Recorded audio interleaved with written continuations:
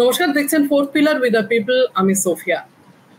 উত্তরপ্রদেশ এবং উত্তরাখণ্ড সরকারের কাওয়াড় যাত্রাকে নিয়ে যে নির্দেশ, তাতে স্থগিতাদেশ দিয়েছে সুপ্রিম কোর্ট। সুপ্রিম কোর্টের পরবর্তী শুনানি 25শে জুলাই। আপনারা জানেন, কাওয়াড় যাত্রা আমরা শ্রাবণ মাসে জানি, আমরা দেখি যে শিবের মাথায় জল ঢালার উদ্দেশ্যে বাঁক কাঁধে নিয়ে পুণ্যার্থীরা হেঁটে যান, গঙ্গা জল নিয়ে তারা যান শিব মন্দিরের উদ্দেশ্যে। একেই হিন্দি বলয়ে বলা হয় কাওয়াড় যাত্রা।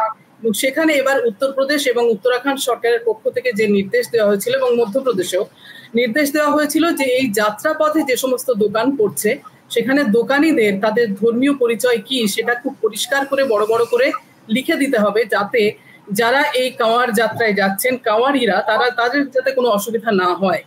খুব স্বাভাবিকভাবে এটা নিয়ে বিতর্ক তৈরি হয়েছে এবং বিভাজন তৈরি করা হচ্ছে, এরকম অভিযোগ তো অবশ্যই উঠছে। আপাতত সুপ্রিম কোর্ট এ ব্যাপারে স্থগিতাদেশ দিয়েছে এই নির্দেশে। এই বিষয় নিয়ে আমরা কথা বলবো। আমাদের সঙ্গে রয়েছেন আমাদের বিশিষ্ট অতিথিরা, রয়েছেন সিনিয়র জার্নালিস্ট রজত রায়, রয়েছেন অধ্যাপক অশোক সরকার, এবং রয়েছেন ফোর্থ পিলার উইথ দ্য পিপলের editor in chief Sudipta Sengupta.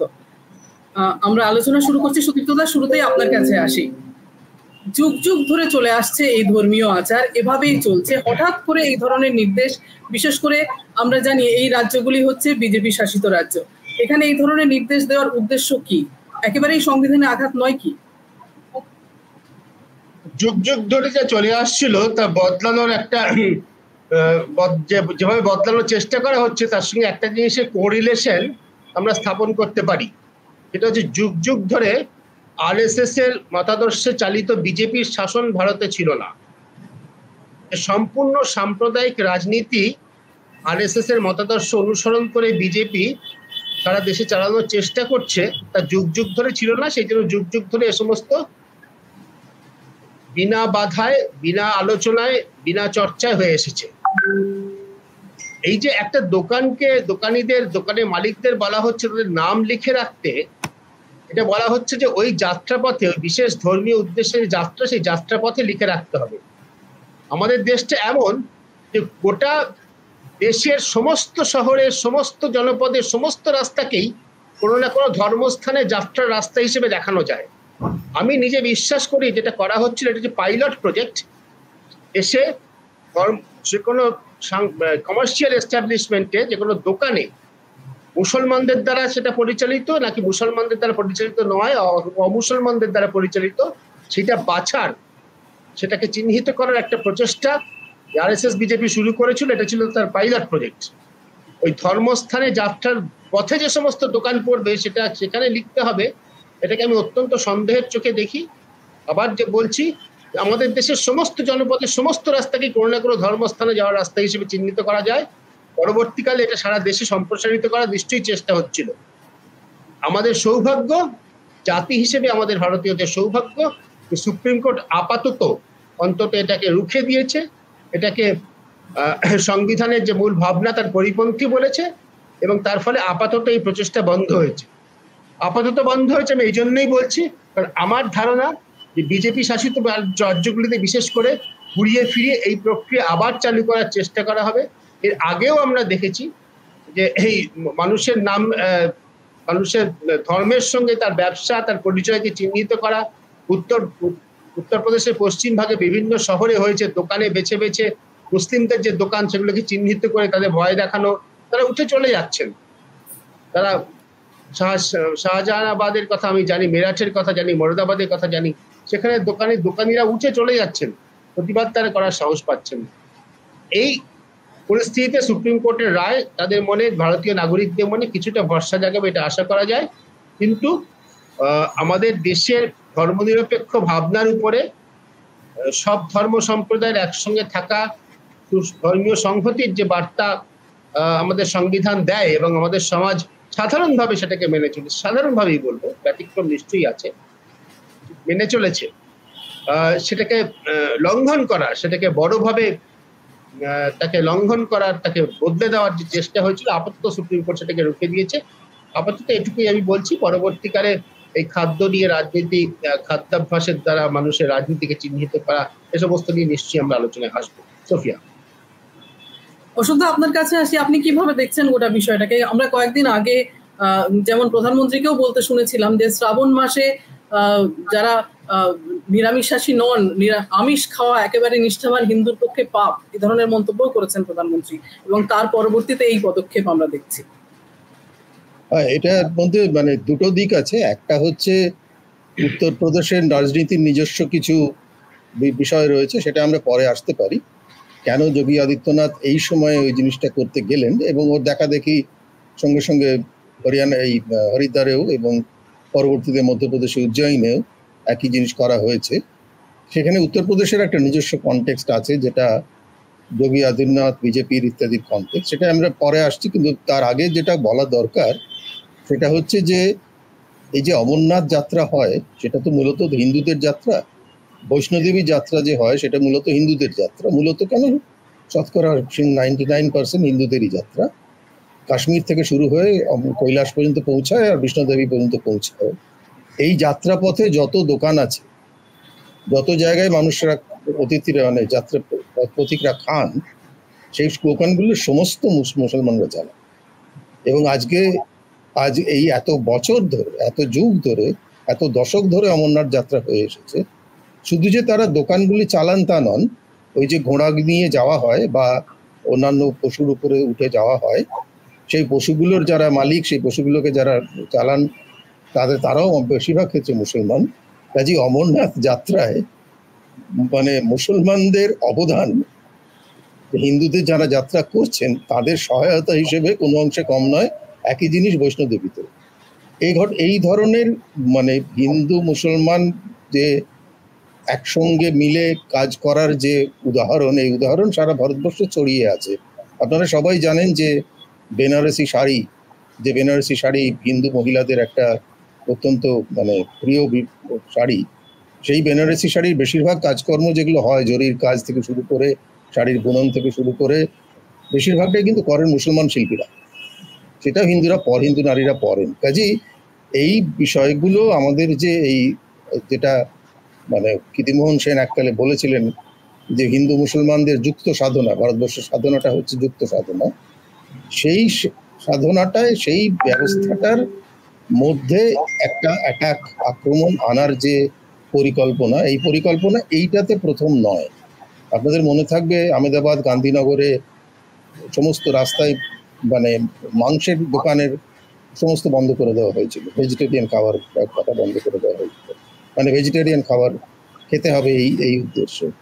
উত্তর ভারতের বিভিন্ন শহরে মুসলমানদের দোকানগুলিকে আলাদা করে আক্রমণ করে, শুধু যে খাবারের দোকান তা না, অন্যান্য দোকানকেও আক্রমণ করে, কিন্তু বিশেষত মুসলমানদের দোকানকে আক্রমণ করে এই জিনিস করা হয়েছে। সুদীপ্ত বললেন মিরাটে, হরিদ্বারে পর্যন্ত করা হয়েছে। হরিদ্বারে তো এত বেশি করা হয়েছিল, এবং উত্তরাখণ্ডের বিভিন্ন জায়গায় এত বেশি করা হয়েছে যে সেখান থেকে মুসলমানরা জায়গা ছেড়ে দিয়ে চলে গেছেন। এই ঘটনা গুজরাটেও ঘটেছে। কাজেই এই প্রকল্পটার মধ্যে মানে একটা সুচিন্তিত পরিকল্পনা আছে, এবং সেই সুচিন্তিত পরিকল্পনা অনুযায়ী এই কাজটি বিজেপির রাজনীতির একটা মুখ্য অঙ্গ। এর মধ্যে দুটো দিক আছে। একটা দিক হচ্ছে যে এইটা করার প্রয়োজন হচ্ছে যে হিন্দু মুসলমান বিদ্বেষের উপরে দাঁড়িয়ে বিজেপির রাজনীতি, সেই রাজনীতির থেকে এটা বেরোয় যে মুসলমানদের শুধু পলিটিক্যাল বয়কট করলে চলবে না, ইকোনমিক বয়কটও করতে হবে।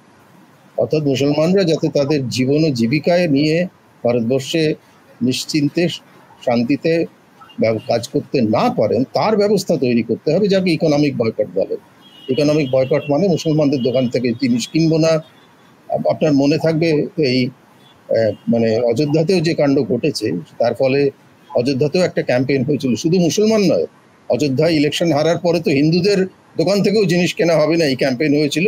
বলা হয়েছিল তারা আসলে মুসলমানদের সঙ্গে এখন এক হয়ে গেছে, সেই কারণে অযোধ্যায় যাতে হিন্দুদের কাছ থেকেও জিনিসপত্র কেনা না হয় তার জন্য স্থানীয়ভাবে প্রচার হয়েছিল বিজেপির পক্ষ থেকে। কাজেই এইখান থেকে শুরু করে যেটা আরেকটা জিনিস বেরোয়, সেটা হচ্ছে যে আপনি খেয়াল করে দেখবেন যে নির্বাচনের প্রথম দফা হওয়ার পর থেকেই প্রধানমন্ত্রী থেকে বিজেপির সমস্ত নেতৃত্বের মুখ দিয়ে হঠাৎ করেই যেন হিন্দু মুসলমান বিদ্বেষের বিষয়টা এবং এই সাম্প্রদায়িকতার বিষয়টা একটা মুখ্য প্রচারের বিষয় হিসেবে উঠে এলো। এবং সেটা কেন, সেটা পরবর্তীকালে আরো পরিষ্কার করে বোঝা গেল যে উত্তরপ্রদেশে তাদের এই বিশাল শোচনীয় পরাজয়, যে তারা 61-62 থেকে 33-এ নেমে আসা, এর পিছনে তো একটা বড় রকমের মানে অন্তত সাময়িক হলেও একটা রূপান্তর কাজ করেছে, পরিবর্তন কাজ করেছে।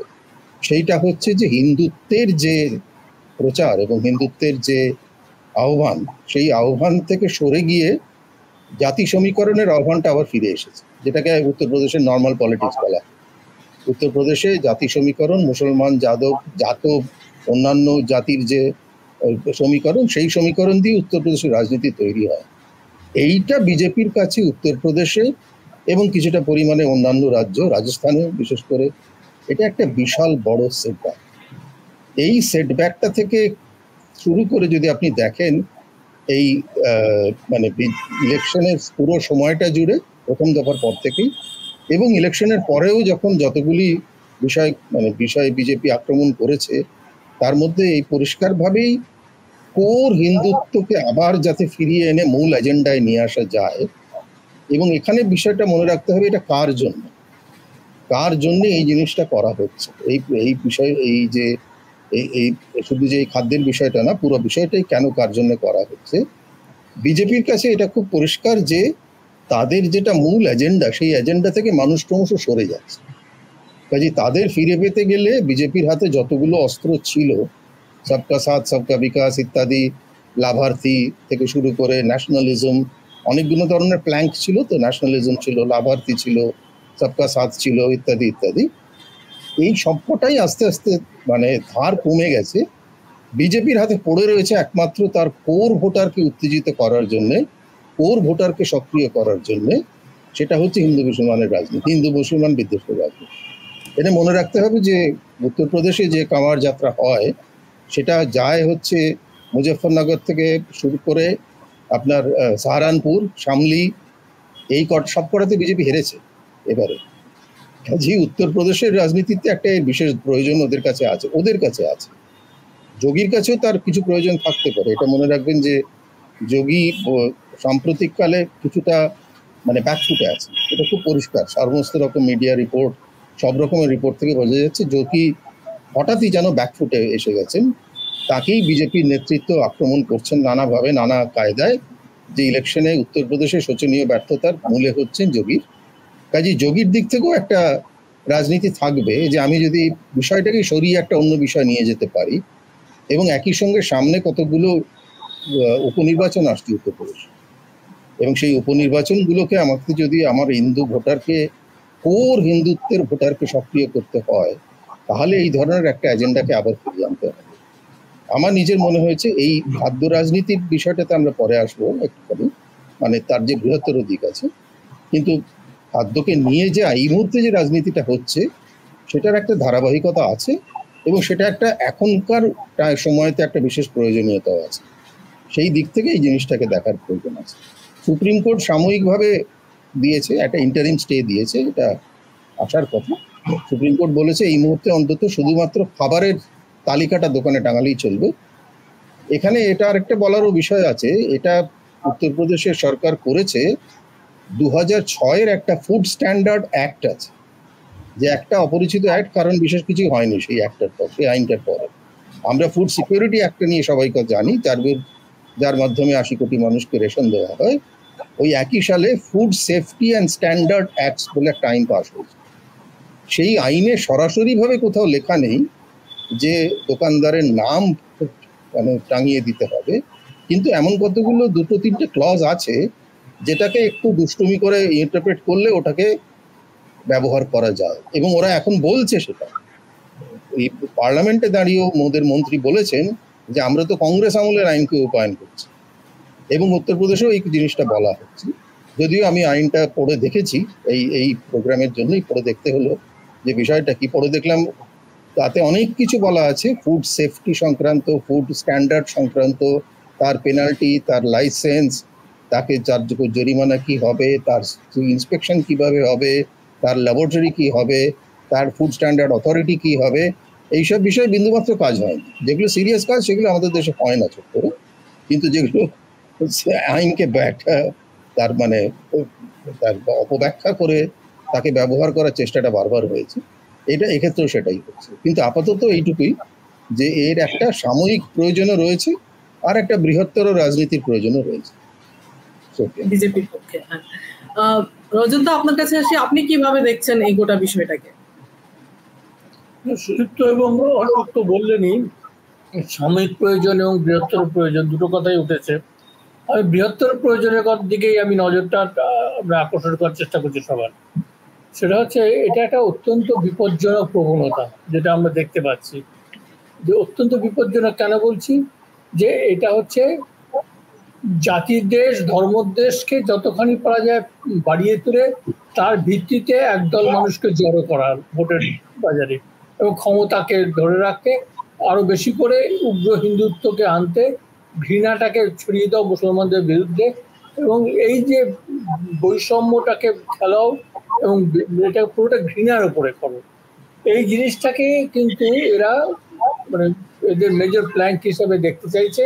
এবং এটা একেবারেই মানে লং টার্ম পলিসি ওদের, যে ওরা এটা নিয়েই হিন্দুত্ব, সকল হিন্দুত্ব এবং হিন্দু রাষ্ট্র, ওদের ওদের হিন্দু রাষ্ট্র ওরা তৈরি করতে যায়। পেছনের দার্শনিক ভিত্তি রয়েছে মনুবাদী চিন্তা, যার জন্য এর মধ্যে এই যে নামের তালিকা, ধর্মের পরিচয় এবং ইত্যাদি, এরপরে বলবে জাতি পেশা, জাতি গোষ্ঠী পরিচয়, অর্থাৎ অস্পৃশ্য কিনা, সে নিচু জাত কিনা, এগুলো কিন্তু আসবে।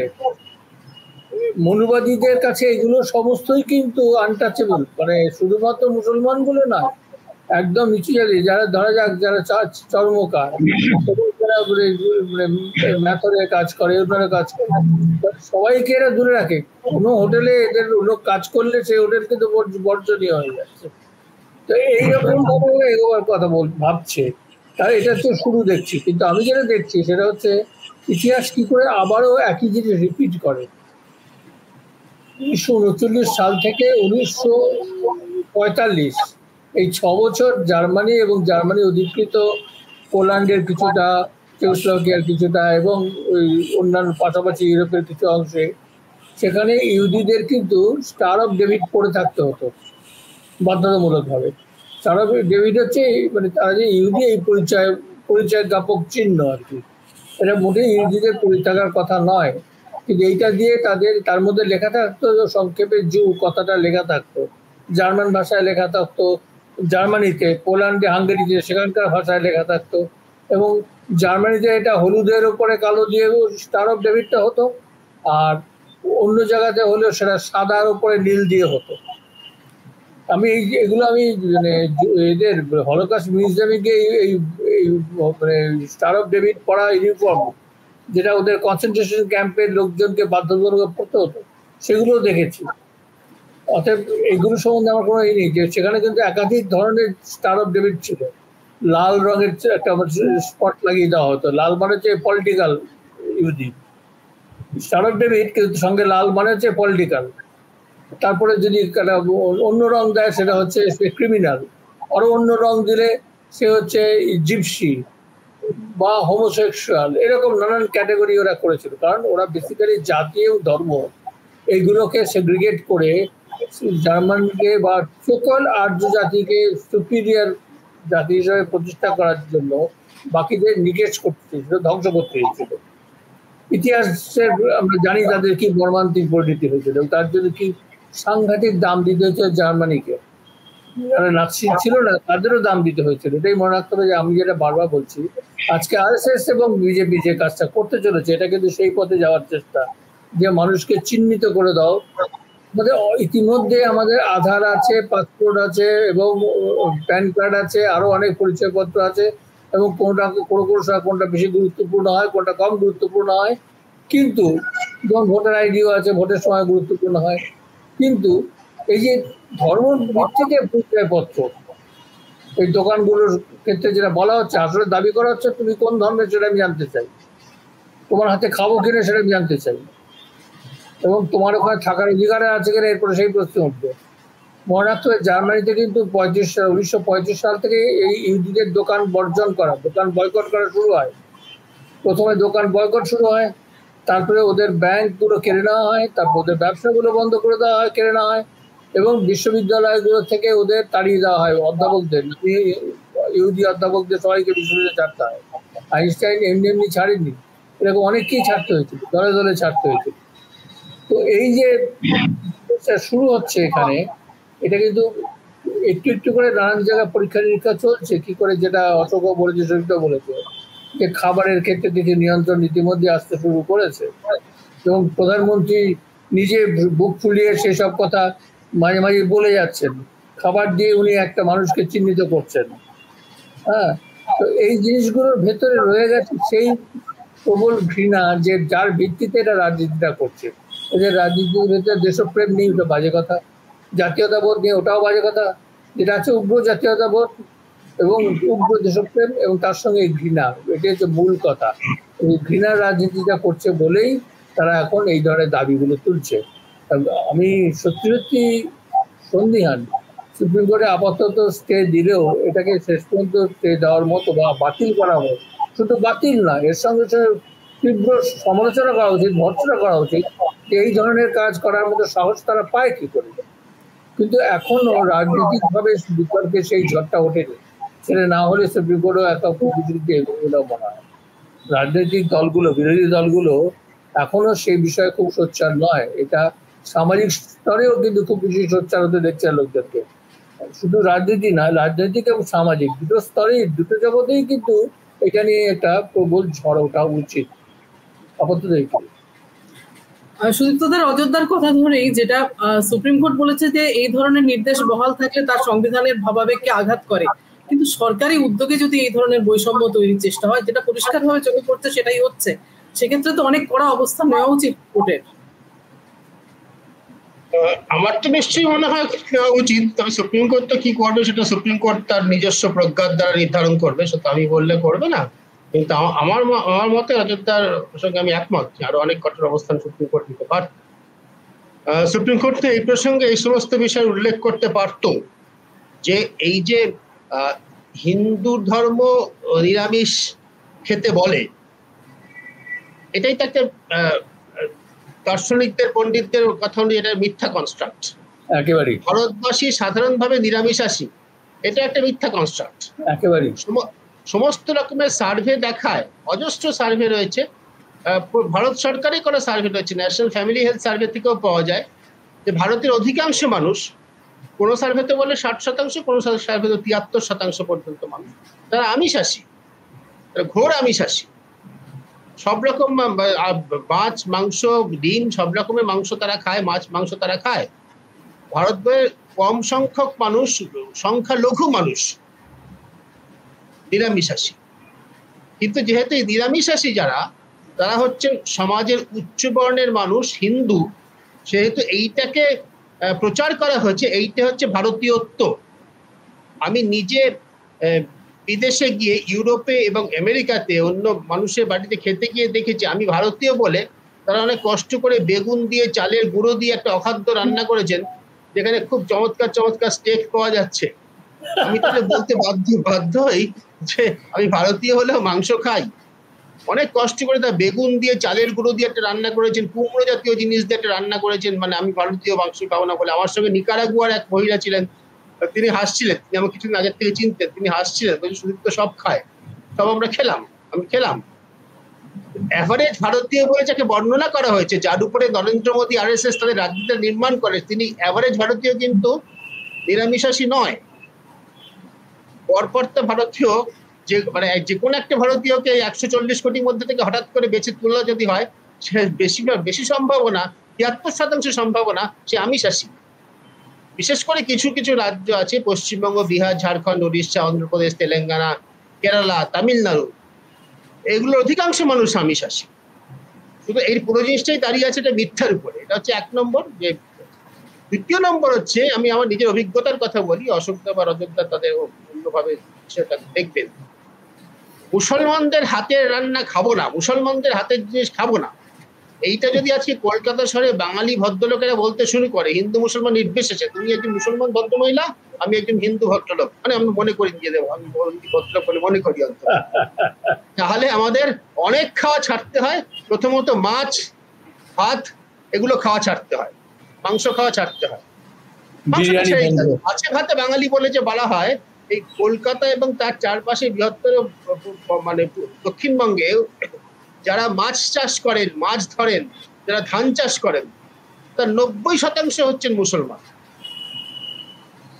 মুসলমানের হাতের জিনিস খাবো না বললে মাছ ভাত খেয়ে বাঙালিকে পনির এবং রুটি খেয়ে থাকতে হয়। সেটা কি খুব গ্রহণযোগ্য আমাদের কাছে? ভোটের ফলাফল দেখে মনে হয়েছে গত লোকসভাতেও বাঙালির কাছে এটা গ্রহণযোগ্য নয়। ওই রাজনীতি বাঙালির কাছে গ্রহণযোগ্য নয় যে রাজনীতি খাদ্যের ভিত্তিতে, পোশাকের ভিত্তিতেও কখনো কখনো মানুষকে বিচার করে। আমি খুশি যে রজতদার সঙ্গে আমি একমত যে সুপ্রিম কোর্ট আরো কঠোর অবস্থান নিতে পারতো। সুপ্রিম কোর্টে হয়তো উচিত ছিল এই সমস্ত বিষয়গুলো উল্লেখ করা, করেনি। কিন্তু এই বোধটা আশা করি অন্য রাজনৈতিক দলগুলোর মধ্যে আসবে। আজকাল একটা বিষয় হয়েছে যে সব রাজনৈতিক দলই ধর্ম সংক্রান্ত কিছু হলেই তারাই শামুককে যেমন একটু খোঁচা দিলে ঢুকিয়ে যায়, খোলার মধ্যে ঢুকে যায়, কচ্ছপ যেমন গলাটা ঢুকিয়ে যায় খোলার মধ্যে, লজ্জাবতী লতাতে হাত লাগালে যেমন ঢুকিয়ে যায়, অন্য রাজনৈতিক দলগুলো সেরকম সংকুচিত হয়ে যায়। রাজনৈতিক দলগুলো তারা মনে করে যে এই কথাগুলো, বিজেপি যে কথাগুলো বলছে এগুলো যদি না বলা হয় তাহলে তারা হিন্দু ভোট পাবে না। আমি এটা ঠিক কি ভুল জানি না, কেউ তো অন্য কথাগুলো বলে দেখার চেষ্টা করছে না। আমি যে কথাগুলো বলছি সেটা কি কোনো রাজনৈতিক দল বলছে? আমরা এখানে যেগুলো কথাগুলো বলি ভোট পেলে সেটা কোনো রাজনৈতিক বলছে না। বলে সে ভোটে আসলে দেখা যাবে সে ভোটে হারে কি যেতে, সেই চেষ্টাটাও কি করছে না। এই ধরনের বিভাজনের রাজনীতি করা তার সুবিধা হচ্ছে এইটা, যেটা সবাই মনে করে এটা না করলে যেন চলবে না। বিশেষ করে যেহেতু অন্য সমস্ত রাজনৈতিক দলই, মানে অন্তত প্রায় সব রাজনৈতিক দলই নানা সময় এই জাতীয় সুবিধাবাদী রাজনীতি করেছে এবং তার ভোটের সুফল নিয়েছে, সেই জন্য তাদের কাছে এটা একটা প্রায় কি বলবো একটা অস্বস্তিকর বিষয়। কিন্তু এ নিয়ে খুব সোচ্চার হবো না, এরকম একটা অবস্থান তারা নিয়ে চলে। বিজেপি বিরোধী রাজনৈতিক দলগুলো উত্তরপ্রদেশে কংগ্রেস, সমাজবাদী পার্টি, মধ্যপ্রদেশে কংগ্রেস, উত্তরাখণ্ডে কংগ্রেস, তারা কি এ বিষয়ে খুব সোচ্চার কিছু বিবৃতি দিয়েছে, খুব কিছু ভাষণ দিয়েছে, কোনো বক্তব্য রেখেছে? রাহুল গান্ধীকে এটা মাংস খাওয়ার সপক্ষে, মাছ মাংস খাওয়ার সপক্ষে কিছু বলেছেন? আমার তো অন্তত চোখে পড়েনি। অবশ্যই আমি মাঝখানে কিছুদিন কলকাতার বাইরে ছিলাম, বলতে পারবো না, আমার অন্তত চোখে পড়েনি, মানে আমি খবরের কাগজ একটা দেখি। সুতরাং এইটা হচ্ছে এই সুবিধাবাদী রাজনীতি, বিভাজন রাজনীতি করার সুবিধা হচ্ছে এটাই, এমন একটা বিষ যেটাকে একবার ফেলে দিলে সমাজের মধ্যে অন্য রাজনৈতিক দলগুলো মনে করে যে এটা ছাড়া তারাও সার্ভাইভ করতে পারবে না। সেই সুযোগটা বিজেপি নিচ্ছে, অন্য রাজনৈতিক দলগুলো দুর্বলতার সুযোগ নিচ্ছে, এবং রাজনৈতিক এবং সামাজিক সচেতনতার কথা বলা হয়েছে। রাজনৈতিক সচেতনতা আমি নিজে ব্যক্তিগতভাবে আশা করি না।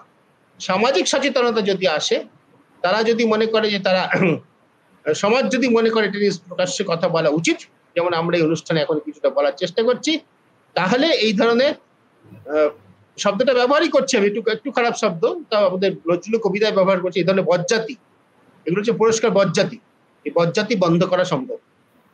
এটা আমি খুব স্পষ্টভাবে মনে করি, খুব স্পষ্ট দ্বিধাহীন ভাষায় এই কথাটা বলি। সোফিয়া। অশোকদা, আপনি এরপর যেটা বলতে চাইবেন আপনার বক্তব্য শুনবো, কিন্তু আমি যেটা জানতে চাইছি যে ইতিহাসের চাকা এই যে ঘুরছে, রজতদা যেরকম বললেন, আমাদের আলোচনায় যেরকম উঠে এলো নাৎসি জার্মানিতে সেই ইহুদি চিহ্নিতকরণ, আমরা দক্ষিণ আফ্রিকায় জানি যে বর্ণবিদ্বেষের বিরুদ্ধে কি ধরনের লড়াই হয়েছে, আমাদের দেশেও ছোঁয়াছুঁই, জাত, এ সমস্ত বিরুদ্ধে আমাদের পূর্বপুরুষরা কত লড়াই করেছেন, করে সমাজ একটা জায়গায় এসেছে। আমরা আবার ফিরে যাচ্ছি সেই পেছনের দিকে, এবং গোটা পৃথিবীর দিকে তাকালেই দেখা যাচ্ছে এখন যদি আমরা আমেরিকায়ও দেখি, সেখানে ডোনাল্ড ট্রাম্পের সমর্থকদের একটা বড় অংশ তারা মনে করেন যে আমরাই শ্রেষ্ঠ, আমরা খ্রিস্টানরাই শ্রেষ্ঠ এবং এদেশে আমাদেরই থাকার অধিকার। ভারতবর্ষে আমরা দেখছি যে সংখ্যাগুরু হিন্দুরাও মনে করছেন যে আমরাই শ্রেষ্ঠ এবং আমাদের সবকিছু মেনে চলতে হবে বাকিদের। হয়তো বাংলাদেশের দিকে তাকালে সেখানেও দেখবো যে সংখ্যাগুরু মুসলিমরা মনে করছেন আমরাই শ্রেষ্ঠ, আমাদের সবকিছু চাপিয়ে দেবো অন্যদের উপর এবং বাকিরা এখান থেকে চলে যাও। এই ধরনের এই অবস্থা কেন হচ্ছে? এতদিন পেরিয়ে আসার পর আবার আমরা পেছনের দিকে হাঁটছি। না, এটা আসলে একটা গ্লোবাল ফেনোমেনাই বলা যায়। বিশ্বের বিভিন্ন প্রান্তেই এই উগ্র দক্ষিণপন্থী চিন্তা এখন মাথা তুলছে। এটা মানে এই যে আমরা যে ফ্রান্স এবং জার্মানিতে, আর এই ফ্রান্স এবং ইংল্যান্ডে, মাফ করবেন, ফ্রান্স এবং ইংল্যান্ডের সাম্প্রতিক যে নির্বাচনের ফলে দেখলাম তারা আসন সংখ্যায় তারা হেরেছে, বিশেষ করে ফ্রান্সে। কিন্তু ভোটের শতাংশে কিন্তু তারা খুব একটা কমেনি। ভোট শতাংশে দক্ষিণপন্থীদের ভোট কিন্তু বেড়েছে, ভালো রকম বেড়েছে। ঠিক এইগুলো মাথায় রেখে, আর তারপরে যদি আমরা ইউরোপের অন্যান্য দেশগুলোর কথার দিকে তাকাই, হাঙ্গেরি তো বলবো আমি নেতৃত্ব দিচ্ছে এই উগ্র জাতীয়তাবাদী, উগ্র বিদ্বেষমূলক রাজনীতির ক্ষেত্রে। হ্যাঁ, হাঙ্গেরির যে রাজনৈতিক মহল তারা ভীষণভাবে এটা করছে, এবং এরকম মানে অবস্থা এখন অনেক দেশেই রয়েছে। আমরা তো ভুলে যাই যে মায়ানমারে যে রক্তক্ষয়ী জিনিস চলছে রোহিঙ্গাদের উপরে, সেটাও কিন্তু একটা জাতির দেশ, ধর্মদেশী একটা কাজ। সেখানে বুদ্ধিস্ট প্রধান, যে বৌদ্ধ প্রধান যে সমাজ, তারা মুসলমান সংখ্যালঘু হয়ে গেছে, তাদের সেই সমাজকে ওদের একদম ফিজিক্যালি নিকেশ করার চেষ্টা করছে, ফিজিক্যালি পরিপূর্ণ, মানে একেবারে ঝাড়ে বংশে সরিয়ে দেওয়ার কথা বলে সেটি চেষ্টা করছে। শ্রীলঙ্কাতে দীর্ঘদিন ধরে রক্তক্ষয়ী লড়াই হয়েছে তামিল এবং শ্রীলঙ্কার বৌদ্ধদের সঙ্গে তামিল হিন্দুদের মধ্যে। তো এই যে চারপাশে যে চিত্রটা দেখছি, বাংলাদেশ পাকিস্তানও জাতীয় ব্যতিক্রমী নয়, সেখানেও একটা অধৈর্য মানে এবং একটা অধৈর্য শুধু নয়, অন্যকে সহ্য না করা, অন্যকে একদম মানে গ্রহণ না করা, মানে অন্য মতকে গ্রহণ না করা, অন্য জীবনযাপনকে গ্রহণ না করা, এই জিনিসগুলো সব জায়গাতেই রয়েছে এবং চলছে। আর ভারতবর্ষে গত 20-30 বছর ধরে, 30 বছরের ধরে এটা বাড়ছে কিভাবে? যে ধর্মীয় আন্দোলনের নাম করে, রাম জন্মভূমির আন্দোলনের নাম করে প্রথম শুরু হয়, তারপরে সেই রাম জন্মভূমি আন্দোলনের পতাকার তলাতে শুরু করা হয় উগ্র হিন্দুত্ববাদীদের জড়ো করা, এবং এটা করতে গেলে তাদের দরকার মুসলমানদের বিরুদ্ধে ঘৃণাটাকে জাগিয়ে রাখা এবং ঘৃণাটাকে চাউর করা। আমি ওই জন্যই ইতিহাসের কথা বলি, যে ইতিহাসেও দেখা গেছিল 1920 পর থেকে জার্মানিতে একটা দল মাথা তুলতে শুরু করলো একেবারেই সব কিছুর জন্য ইহুদিদের দোষারোপ করে। দেশের অর্থনীতি তখন খুব খারাপ ঢুকছে, প্রথম মহাযুদ্ধে বিচ্ছিন্নভাবে হয়েছে, তারপরে ভার্সাই চুক্তি হয়েছে, সেখানে বিশাল ক্ষতিপূরণ দিতে হচ্ছে বছরে বছরে। সেই অবস্থায় দাঁড়িয়ে জার্মানি ইকোনমি যখন প্রচুর বেকার, টাকা মুদ্রাস্ফীতি হচ্ছে, তখন তারা সবকিছুর দায়টা চাপালো কাদের উপরে? ইহুদিদের উপরে। সেই কথাটা জার্মানদের একটা বড় অংশ বিশ্বাস করলো বলেই 1933 সালে ভোটে গিয়ে সেই দল জিতলো, হিটলার ক্ষমতায় এলো। আমরা এটা যদি খেয়াল করে দেখি যে 1991 সাল থেকে রাম জন্মভূমি নিয়ে যে কর্সেবার আন্দোলন শুরু হয়েছিল, যেটা 92 সালে গিয়ে বাবরি মসজিদ ধ্বংস করলো, তখন থেকে নির্বাচনগুলো যদি খেয়াল করি 91, 96, 98, 99 এবং 2004, পরপর বিজেপির উত্থানটা কিভাবে হচ্ছে তার গ্রাফটা আঁকলেই দেখা যাবে। এবং এইটার ভেতর দিয়ে হিন্দুদের কনসলিডেট করছিল বলেই কংগ্রেসের যে ভোটের যে মানে ব্যাংকটা, ভোট ব্যাংকটা, যেটা ব্রাহ্মণ, দলিত এবং মুসলমান এদের মেনলি একটা করে রেখেছিল, সেইটা ভেঙে গেল, সেই সমীকরণ ভেঙে গেল, ব্রাহ্মণরা চলে গেল ওই বিজেপির দিকে। বানিয়ারা আগে থেকেই ছিল, তার সঙ্গে যোগ দিল ঠাকুররা, এবং বেশ কিছুটা দলিতদেরও নিতে পারলো তার RSS এর কাজের সুবাদে। এইভাবে বিজেপি হিন্দুদের প্রধানত নিজের দিকে টানার চেষ্টা করলো। সফল হলো উত্তর ভারতে ভালো করে সফল হলো, একটু একটু দক্ষিণ ভারতে প্রবেশ করতে শুরু করেছে, এবং এটাও মানতে হবে পূর্ব ভারতে বিশেষ করে পশ্চিমবঙ্গেও এখন প্রবেশ করে গেছে। তো এই যে বিজেপির উত্থান, এর পেছনে রয়েছে ঘৃণা, এবং সেটার ধর্ম পরিচয় নিয়ে ঘৃণা, এবং এই বিদ্বেষ, এই ঘৃণা বিদ্বেষের রাজনীতিটাই প্রধান কাজ।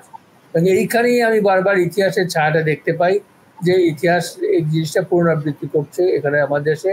মনে রাখতে হবে জার্মানিতে ওই কাজটা করে 12 বছর ধরে ক্ষমতায়, মানে পরে মোট 12 বছর বোধ ক্ষমতায় ছিল হিটলার, তাতে শুধু ইহুদি মারা গেছে 60 লাখ। আমি যুদ্ধের কথা বলছি না, যুদ্ধের বাইরে কনসেন্ট্রেশন ক্যাম্পগুলোতে, আউসভিটস এবং অন্যত্র জায়গাতে, যেসব জায়গাতে ইহুদিদের জন্য সমস্ত মানে ওদের মৃত্যুশালাগুলো তৈরি করেছিল, সেখানে 60 লক্ষ ইহুদি মারা গেছে। আর আমাদের দেশের সংখ্যাটা কিন্তু অনেক বড়, আমাদের দেশের স্কেলটা অনেক বড়। জার্মানি তো ছোট দেশ, আমাদের পপুলেশন অনেক বড়। তো এরা যেভাবে ধাপে ধাপে এগোচ্ছে, আজকে যদি 91 সালের কথা দেখি, 91 সালের রাজনীতির যে ধরনের কথা, তখন ওদের স্লোগান ছিল কি সবচে পরকে বারবার হামে পরকে একবার। তখন ওদের এই ছিল অনেক বিনীত, তখন ওদের সুর ছিল অনেক নরম, হ্যাঁ, রাম জন্মভূমি নিয়ে বেশ অ্যাগ্রেসিভ কথা বলছিল, সেটা মুসলিম বিরোধী, বাবরি মসজিদ বিরোধী কথাবার্তা, কিন্তু বাকি সমাজের কাছে তো অ্যাড্রেস ছিল খুব কম। এখন কিন্তু সমাজকে পরিষ্কার বলছে যে আমাদের লাইনটাই ফলো করতে হবে, তোমার খাবারে পরিচ্ছদে সবকিছুতে আমরা মনে করি এটাই শ্রেষ্ঠ, এটাই ঠিক, এবং বাকিগুলো বিধর্মী বা বিজাতীয়। এই জিনিসটাই কিন্তু এখন আমি মনে করি ঘৃণার মূলে রয়েছে। এটা হচ্ছে ঘৃণাকে দিয়ে তৈরি করা একটা বাতাবরণ, যেখানে সবাই বিশ্বাস করবে সত্যি তো কেন আমি ওদের ছোঁয়া খাবো। তো অস্পৃশ্যতা তো সেটাই ছিল, অস্পৃশ্যতা সংবিধানে বাতিল করা হয়েছে। অস্পৃশ্যতা নিয়ে সংবিধানে আইন আছে, আমি যত জানি, অসভ্যতা আরো একটু মনে করে দিতে পারবে যে একটা স্পেসিফিক আইন আছে, অস্পৃশ্যতা যদি কেউ প্র্যাকটিস করে সেটা ক্রিমিনাল অফেন্স। তো ধর্মের পরিচয় যদি অস্পৃশ্যতা হয়, সেটা কি তাহলে একই আইনের আওতায় বা এই জাতীয় কিছুর আওতায় আসবে না? আমার বলার উদ্দেশ্য হচ্ছে একটাই, যে এই জিনিসগুলোকে নতুন করে ইন্ট্রোডিউস করছে এরা, তার কারণ হচ্ছে সমাজকে পুরোপুরি ভাগ করতে চাইছে, করে একদলকে সমাজের পায়ের তলায় ফেলতে চাইছে, এবং তাদের জীবনযাপনের উপকরণগুলো কেড়ে নিতে চেষ্টা করছে। ওই যে রাস্তার দোকানগুলো মার্ক করো, তারপরে এখানে এই দোকানগুলো চলবে না, এখানে যদি খাবার সব বয়কট করে দোকানগুলো বাধ্য হয়ে উঠে যেতে। তো এইভাবে যেভাবে 1935 থেকে ইহুদিদের শুরু হয়েছিল জার্মানি, আজকে সেই রকমই একটা শুরু করছে। এরপরে ওখানে স্টার অফ দেবে, এখানে তো নামের তালিকা বুকে লাগাতে হবে, নাম এবং ধর্মীয় পরিচয়। তারপরে বলবে তোমরা শহরে থাকতে পারবে না, শহরের বাইরে তোমাদের গেটো করে দিচ্ছে, গেটোয় থাকো। এবং তারপরে আরো পরে আস্তে আস্তে সেটাকে কখন কাদের মারবে, কি করবে, সেটা তাদের ইচ্ছা মতো হবে। তো এই যে আমরা দেখছি, এটা বিপজ্জনক, এটা অত্যন্ত বিপজ্জনক। নিন্দনীয় তো খুব নরম কথা, আমি নিন্দনীয় বলছি না। আমি বলতে চাইছি এই বিপজ্জনক প্রবণতাকে অবিলম্বে বন্ধ করার জন্য ঢাকার সুপ্রিম কোর্ট যথেষ্ট বলে আমার মনে হয় না। এটা আমাকে মনে হয় আরো সামাজিকভাবে অনেক সচেতনভাবে একটা প্রবল একটা প্রতিবাদ তৈরি করতে হবে। সবচেয়ে বেশি দরকার বোধহয় মানুষের সচেতনতা। এবারে অশোক দা, আপনি কি বলতে চাইবেন? মানে রজত তো একভাবে বললো, আমি একটু অন্য দিক থেকে বলি, পৌঁছবো হয়তো একই জায়গায়, কিন্তু এটাও মনে রাখতে হবে যে ভারতবর্ষের রাজনীতির যে ধরনের গতি প্রকৃতি আমরা দেখেছি, এবং সহজভাবে বললে যদি বলি প্রগতিশীল রাজনীতির যে গতি প্রকৃতিগুলো দেখেছি, তার মধ্যে বিভিন্ন সময়ে বিভিন্ন আন্দোলন ভারতবর্ষের রাজনীতিকে প্রগতিশীলতার দিকে সমৃদ্ধ করেছে। তার মধ্যে আপনি শুরু করতে পারেন মানে দক্ষিণ ভারতে ব্রাহ্মণ বিরোধী আন্দোলন থেকে, যার থেকে আমরা ডিএমকের জন্ম হয়েছি। উত্তর ভারতে আপনি শুরু করতে পারেন লোহিয়াইট আন্দোলন থেকে। গান্ধীবাদী আন্দোলনের একটা বড় বিশাল ধারা ছিল সারা ভারতবর্ষ জুড়ে। পশ্চিমবঙ্গ সহ বিহার, অন্ধ্রপ্রদেশ, তেলেঙ্গানা একটা বড় জায়গা জুড়ে বামপন্থীদের একটা বড় আন্দোলনের ধারা ছিল। ভারতবর্ষে যে ধরনের আন্দোলনগুলির ধারা ছিল, তার সঙ্গে সম্পৃক্ত হয়ে যে রাজনীতি তৈরি হয়েছে, সেখানে পরিষ্কার দুটো জায়গা ছিল, দুটো পরিসর ছিল। একটা পরিসর হচ্ছে নির্বাচনের পরিসর, আমাকে ইলেকশনে দাঁড়িয়ে সরকার গঠন করতে হবে, আমাকে ইলেকশনে দাঁড়িয়ে যথেষ্ট সিট পেতে হবে, ইত্যাদি ইত্যাদি, যেটাকে আমরা বলি ইলেকটোরাল পলিটিক্স। কিন্তু ইলেকটোরাল পলিটিক্সের বাইরেও একটা বড় রকমের সামাজিক প্রোগ্রাম ছিল। দলিত আন্দোলন, গান্ধীবাদী আন্দোলন, বামপন্থী আন্দোলন, যত রকমের এই ধরনের আন্দোলন বলুন, ট্রেড ইউনিয়ন আন্দোলন, কৃষকদের আন্দোলন থেকে শুরু করে সামাজিক কর্মসূচিটা কিন্তু ভারতবর্ষের রাজনীতির মধ্যে, এমনকি দলগুলোর রাজনীতির মধ্যেও একটা বড় অংশ জুড়ে ছিল। একটা বড় ক্ষতি হয়েছে ভারতবর্ষের রাজনীতিতে, সেটা হচ্ছে দলগুলো বেশিরভাগ ক্ষেত্রে, সিংহভাগ ক্ষেত্রে এখন শুধুমাত্র নির্বাচন কেন্দ্রিক একটা দল হিসেবে পর্যবেসিত হয়েছে। তাদের অন্য কোনো সামাজিক কর্মসূচি নেই। Contrast this with BJP RSS। একমাত্র তাদেরই, আমি পছন্দ করি না, আমাদেরকে এখানে পছন্দ করি না, কিন্তু তাদেরই একটা খুব সংহত সামাজিক কর্মসূচি আছে। এবং এ সম্পর্কে এটাও বলা দরকার, সেটা হচ্ছে যে RSS একমাত্র সংগঠন যারা ইলেকশনের বাইরে গিয়ে সমাজকে বদলানোর একটা বড় প্রকল্প আজ 100 বছর ধরে করতে চলেছে। এই বছর 100 বছর, বোধ হয় আগামী বছর। এত বড় প্রকল্প এত দীর্ঘদিন ধরে ভারতবর্ষের কোনো সমাজের কোনোভাবে এই এত বড় প্রকল্প তৈরি হয়নি, যারা ইলেকশনের বাইরে গিয়ে সমাজকে দেখেছে এবং সমাজে একটা ট্রান্সফরমেশন চেয়েছে এবং সেই ট্রান্সফরমেশনের দিকে ধারাবাহিকভাবে কাজ করে গেছে। আপনারা মনে রাখতে হবে, ভারতবর্ষের আজকের দিনে দাঁড়িয়ে আরএসএস 92,000-এরও বেশি স্কুল চালায়। মানে সরকারি স্কুলের পরে আরএসএস এর স্কুলের সংখ্যাটা সব থেকে বেশি। স্কুল মানে আমি বিদ্যালয় বলছি, যেখানে কেমিস্ট্রি, ফিজিক্স, ইংরেজি সবকিছু পড়াশোনা হয়, কিন্তু তার সঙ্গে আরএসএস এর পড়াশোনাটাও হয়। এই জায়গাটা কিন্তু আমাদের কাছে বড় ক্ষতি হয়ে গেছে। সেটা এই যে দলগুলো একদিকে শুধুমাত্র নির্বাচন মেশিনারি হিসেবে তৈরি হয়েছে। আমাদের চোখের সামনে দেখলে বোঝা যায়, সিপিএম কে দেখলেই বোঝা যায় সেটা, বা পশ্চিমবঙ্গে তৃণমূল কংগ্রেসকে দেখলেও বোঝা যায়। পশ্চিমবঙ্গের কংগ্রেস বহুদিন আগেও তাই। ভারতবর্ষের বিভিন্ন অঞ্চলের রাজনৈতিক দলগুলো এক একটা আন্দোলন থেকে তৈরি হয়েছে। আজকে ইনফ্যাক্ট আম আদমিও তাই, যারা অ্যান্টি করাপশন আন্দোলন থেকে তৈরি হলো, তাদের কাছে নির্বাচনী পলিটিক্সটাই আজকে একমাত্র পলিটিক্স। এবং তারা হচ্ছে বিজেপির বোধহয় সব থেকে বড় কন্টেন্ডার হচ্ছে তারাই।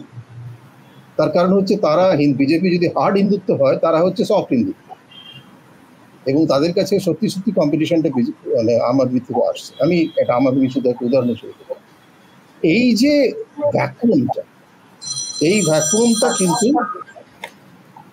ফিল আপ করছে একমাত্র বিজেপির কর্মসূচি।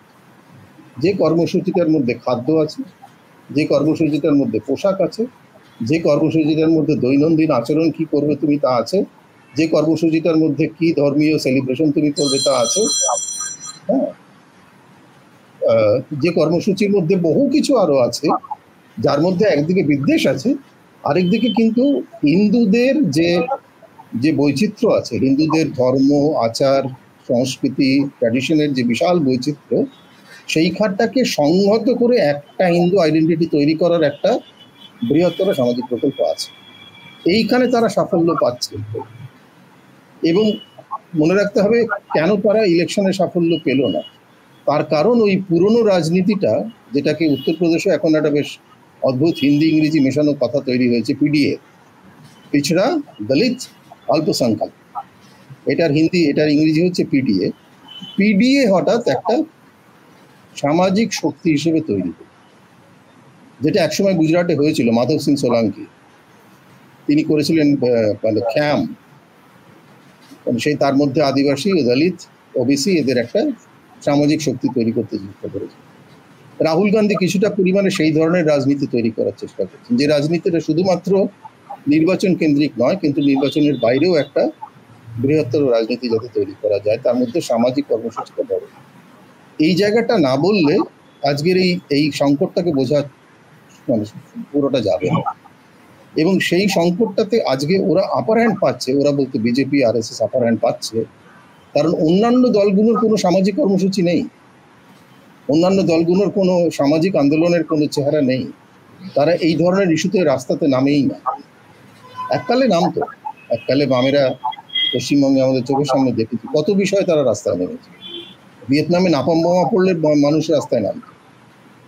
সেই যে জিনিস, তার এইটা দুর্বল হয়ে গেছে বলেই এই সাফল্য তারা পাচ্ছে। এবং এটাকে ফেরাতে গেলে সুপ্রিম কোর্ট, পার্লামেন্ট, দেখুন এই ধরনের বিষয়কে কখনোই প্রাতিষ্ঠানিকভাবে সলভ করা যায় না।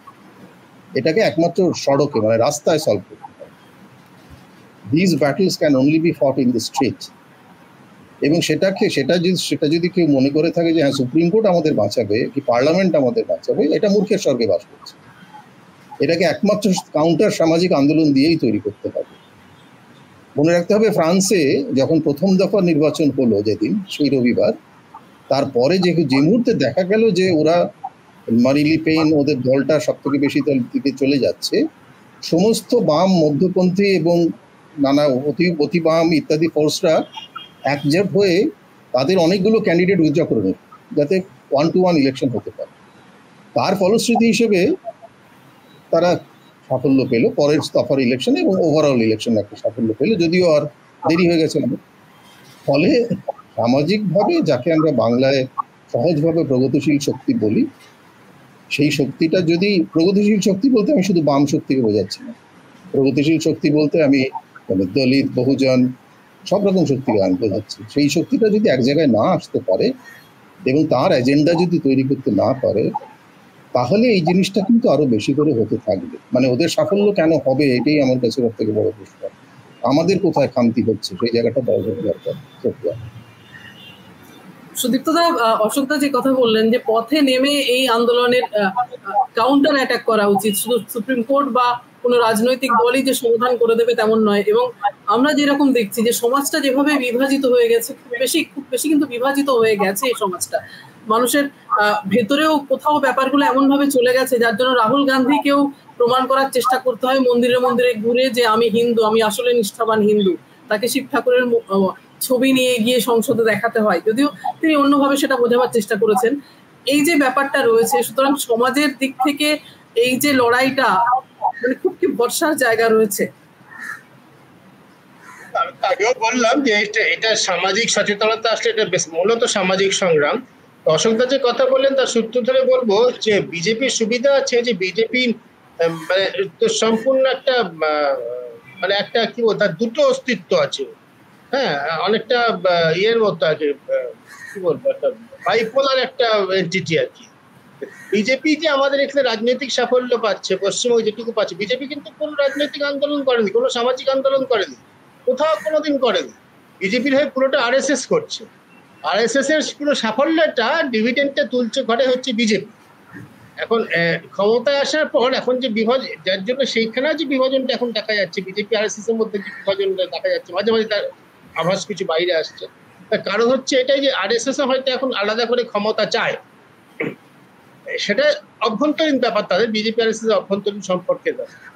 আমার নিজের বক্তব্য হচ্ছে খুব স্পষ্ট, সেটা হচ্ছে আমি অশোকদার সঙ্গে সম্পূর্ণ একমত। এটা সামাজিকভাবেই এর মোকাবিলা করতে হবে। রাজনৈতিক দলগুলোর উপর আমি ভরসা কম করি। সমাজের মধ্যে থেকে উদ্যোগ আসতে হবে। আমাদের এখানে এসেওছে, বহু উদ্যোগ এসছে যে তথাকথিত মেইন স্ট্রিম মিডিয়া বা বদলে আমাদের মতো এই ধরনের মিডিয়ার যে প্রভাব সাধারণ মানুষের মধ্যে ইদানিংকালে বেড়েছে, সেটা তো একটা সামাজিক উদ্যোগ। সেটা তো কোনো বড় রাজনৈতিক দলের প্রচারের ধারা হয়নি, কারো কর্মসূচি ছিল না, কর্পোরেট সংস্থা পয়সা থেকেও হয়নি, সাধারণ মানুষ চেয়েছে বলে হয়েছে। আমি নিজে এটাও বিশ্বাস করি যে সুপ্রিম কোর্ট এখন যে এই ধরনের রায় দিচ্ছে তার সঙ্গে নির্বাচনী ফলাফলের সম্পর্ক আছে।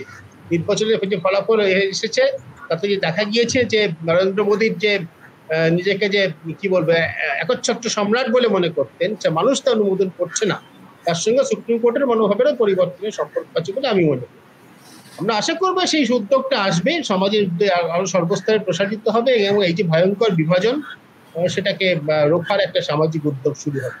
এর থেকে বেশি আর এই মুহূর্তে কিছু বলার নেই। সোফি, অনেক ধন্যবাদ। আমাদের অনুষ্ঠান এখানেই শেষ করতে হচ্ছে। অনেক ধন্যবাদ আপনাদের তিনজনকেই আমাদের এই অনুষ্ঠানে আপনাদের মূল্যবান মতামত তুলে ধরার জন্য। এবং সবশেষে যেটা বলতে চাই যে সব ধর্মই কিন্তু বলে, ভারতবর্ষ বহু ধর্মের মানুষের দেশ, সব ধর্মই মানুষকে ভালোবাসার কথা বলে। এবং আপনি যদি ধর্মটাকে অন্তর থেকে গ্রহণ করেন, বাহ্যিক ব্যাপারে অত মনোযোগী না হয়ে অন্তর থেকে গ্রহণ করলে কিন্তু আপনি কখনো প্রতিবেশীর দিক থেকে মুখ ফেরাতে পারবেন না, প্রতিবেশীর প্রতি সহানুভূতিশীল হবেন। এবং সেই অন্তর থেকেই ধার্মিক যারা, তারা ধর্মটাকে গ্রহণ করুন, এটাই রইবে আমাদের প্রার্থনা। অনেক ধন্যবাদ যারা এতক্ষণ ধরে দেখলেন আমাদের এই অনুষ্ঠান। নমস্কার।